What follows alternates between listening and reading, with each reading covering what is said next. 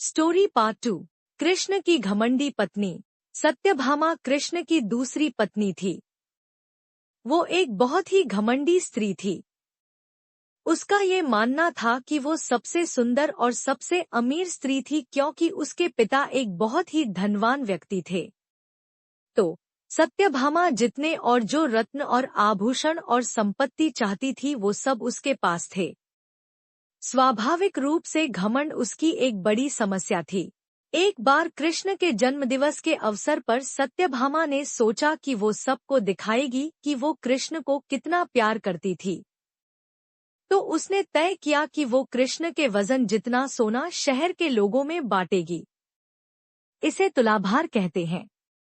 ये मंदिरों में होता है। लोग एक बड़ी तराजू में अपने वजन के बराबर का मक्खन, घी या चावल या कुछ और रख कर वो चीज लोगों में बांटते हैं। चावल, नमक, दाल या सोना या वो कुछ भी आप दे सकते हैं जो देना चाहे। ये प्राचीन परंपरा हमारी संस्कृति का एक हिस्सा है। सत्यभामा ने तुलाभार की व्यवस्था की। लोग बहुत प्रभावित हुए पर कृष्ण पर इन बातों का कोई असर नहीं हुआ। वे जाकर तराजू के एक पल्ले पर बैठ गए। सत्यभामा जानती थी कि उनका वजन लगभग कितना है और उसने उतना सोना तैयार ही रखा था। पर जब उसने सब सोना दूसरे पल्ले पर रखा तो कांटा जरा भी नहीं हिला। कृष्ण का पल्ला थोड़ा भी ऊपर नहीं हुआ। ऐसा ही कुछ तब भी हुआ था जब कृष्ण एक शिशु थे। एक राक्षस आकर उन्हें ले जाने लगा। तब कृष्ण ने अपना वजन इतना बढ़ा लिया कि राक्षस वहीं गिर पड़ा और कृष्ण ने उसके ऊपर बैठकर उसे कुचलकर मार डाला। क्रिया योग में एक ऐसा तरीका है जिससे कोई योगी अपना वजन बढ़ा या घटा सकता है। ऐसी बहुत सी कहानियां हैं कि ऐसे योगी भी थे जो पहाड़ की तरह भारी हो जाते थे। तो इस बार भी कृष्ण अपना वजन बढ़ाकर तराजू में बैठ गए। सत्यभामा ने उतना सोना दूसरे पल्ले पर रख दिया था जितना उसके हिसाब से कृष्ण के वजन के बराबर था, पर कुछ हुआ ही नहीं। तब तक शहर के सभी लोग ये घटना देखने के लिए आ गए थे। तब उसने अपने नौकरों से वो सभी गहने मंगवाए जो उसके पास थे।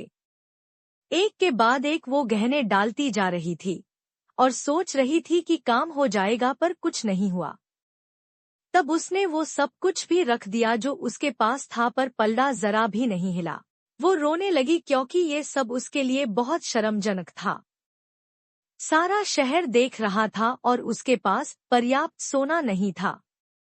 वो जो हमेशा अपनी संपत्ति के बारे में इतनी घमंडी थी, उसके पास पर्याप्त सोना नहीं था और उसे समझ में नहीं आ रहा था कि वो क्या करे। तब उसने रुक्मिणी की ओर देखा जिससे वो बहुत जलती थी और हमेशा परेशान रहती थी। उसने रुक्मिणी से पूछा, अब मैं क्या करूं, क्योंकि ये बात सिर्फ मेरे लिए ही नहीं पर तुम्हारे और हम सब के लिए भी बहुत शर्मजनक है। मैं क्या करूं? तब रुक्मिणी बाहर गई और तुलसी के पौधे के 3 पत्ते उठा लाई। जैसे ही तुलसी के वे पत्ते उसने तराजू के दूसरे पल्ले पर रखे, कृष्ण का पल्ला तुरंत ही ऊपर आ गया। हमारी वीडियो को लाइक और सब्सक्राइब करना ना भूलना।